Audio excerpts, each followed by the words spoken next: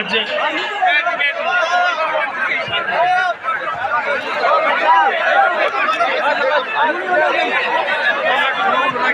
विधानसभा के चुनाव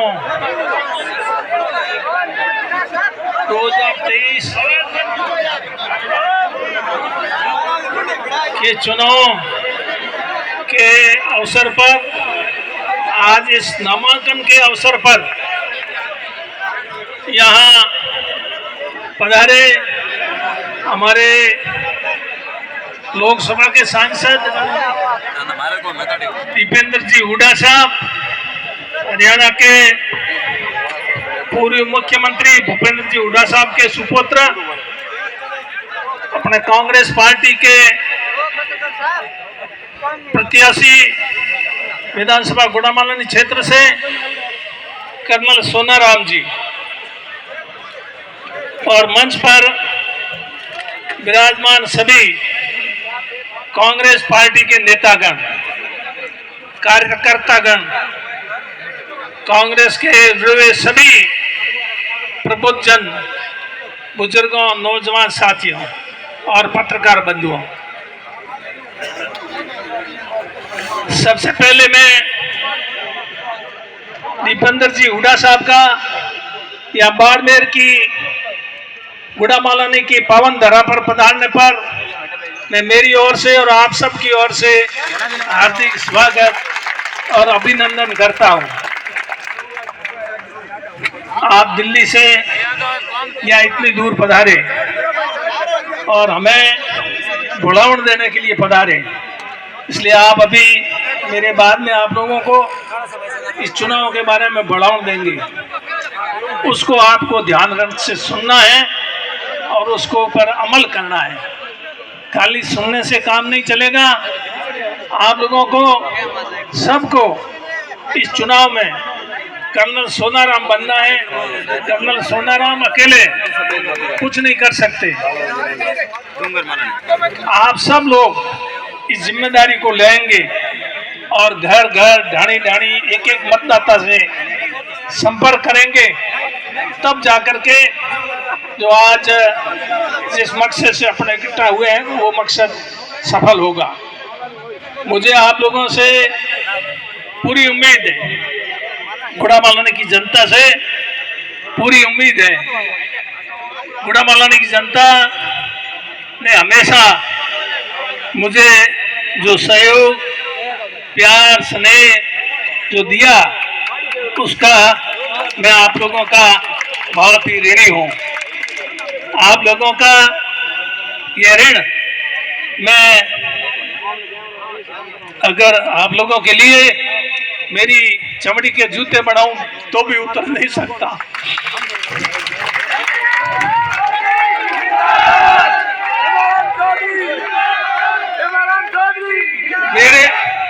मेरे जैसे एक साधारण आदमी को, साधारण परिवार के व्यक्ति को, और इतनी बार विधानसभा में भेजा, ये कोई कम बात नहीं।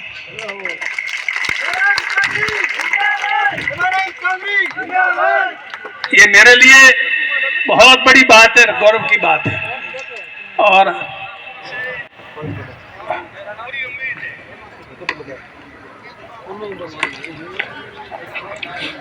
मैंने कभी सपने में भी नहीं सोचा, सपने में भी, कि मैं कभी एमएलए बनूंगा, लेकिन आप लोगों ने 1980 में मुझे यहाँ से एमएलए बना करके भेजा, और वो भी उस समय मेरे सामने गंगाराम जी जैसे महापुरुष चुनाव मैदान में थे, और आपने मुझे एक साधारण आदमी को क्या समझ के मौका दिया मुझे नहीं पता, क्योंकि मैं इस विधानसभा क्षेत्र का रहने वाला नहीं था, और ना इस विधानसभा के क्षेत्र के लोगों से मेरी कोई जान पहचान थी। फिर भी आप लोगों ने मुझे चुन लिया, इससे ज्यादा बड़ी और बात मेरे जीवन में क्या हो सकती है। उसके बाद तो फिर आप लोगों से संपर्क लगातार बना रहा। तो आप लोगों ने बाद में भी 6 बार मेरे को यहाँ से चुन करके भेजा है। एक बार भी एमएलए बनने की नहीं सोची मैंने कभी, जिसकी जगह आपने 6 बार एमएलए बना दिया यहाँ से। इससे ज्यादा आप लोगों का मेरे ऊपर कोई कर्ज हो नहीं सकता। आप लोगों का ये कर्ज मैं नहीं चुका पाया। कोशिश की, लेकिन कितनी भी कोशिश की वो कर्ज नहीं चुका पाया। मैं इस बात को स्वीकार करता हूं, मानता हूं। पहले 5 बार, ये 6ठी बार।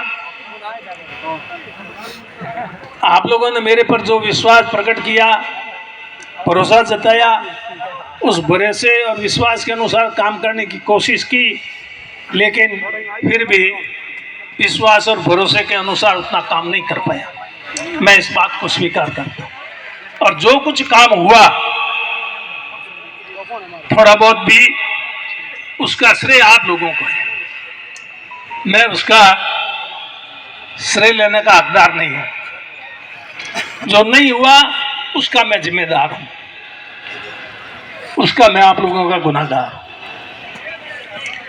श्रेय आप लोगों को इसलिए जाता है कि आप लोगों ने मुझे आपकी पैरवी करने के लिए भेजा। और अगर आप लोग मुझे आपकी पैरवी करने के लिए नहीं भेजते तो मैं क्या आपके लिए कुछ कर पाता? क्या कुछ भी नहीं कर पाता। तो इसलिए जो कुछ हुआ उसका श्रेय आप लोगों को है। अगर मैं जो कुछ हुआ उसका श्रेय लेने की मैं कोशिश करूं तो ये मेरी गुस्ताखी होगी। मैं ऐसी गुस्ताखी कभी नहीं कर सकता। तो इस प्रकार आप लोगों का मेरा जो संबंध है वो 44 साल से है। 80 को 44 साल हो गए।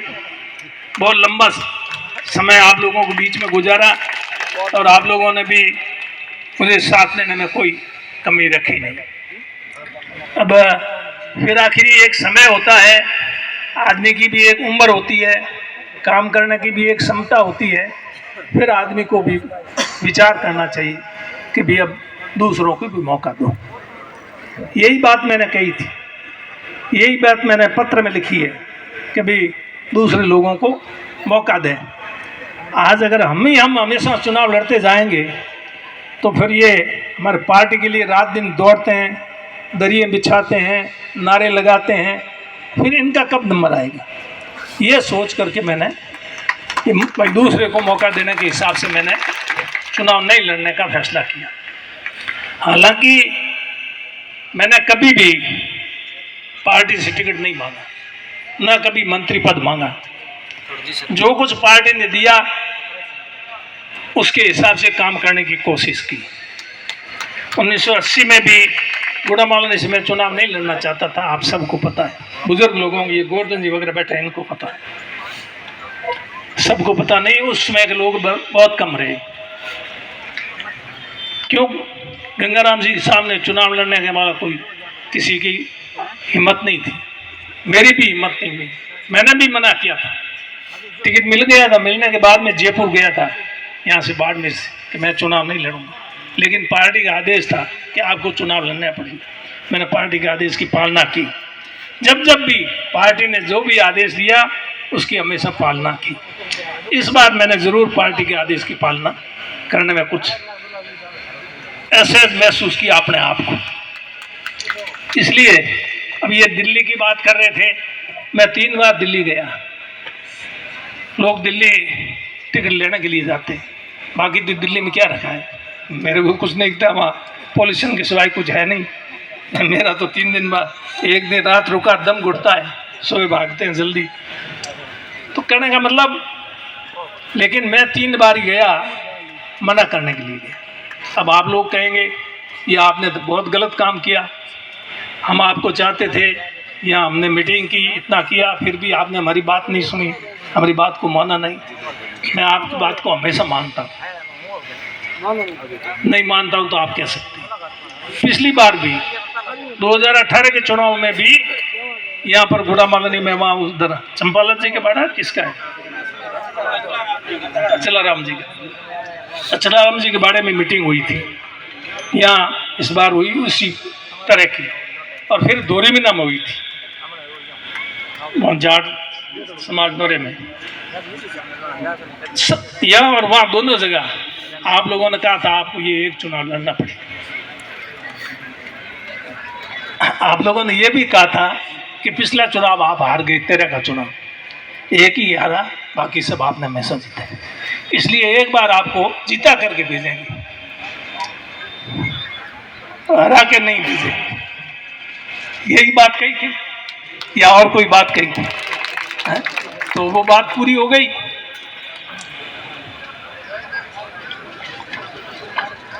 आपने जो कहा वो कर दिखाया, जीता के भेजने वाली बात कही, आपने जिता दिया और जीता के भेज दिया।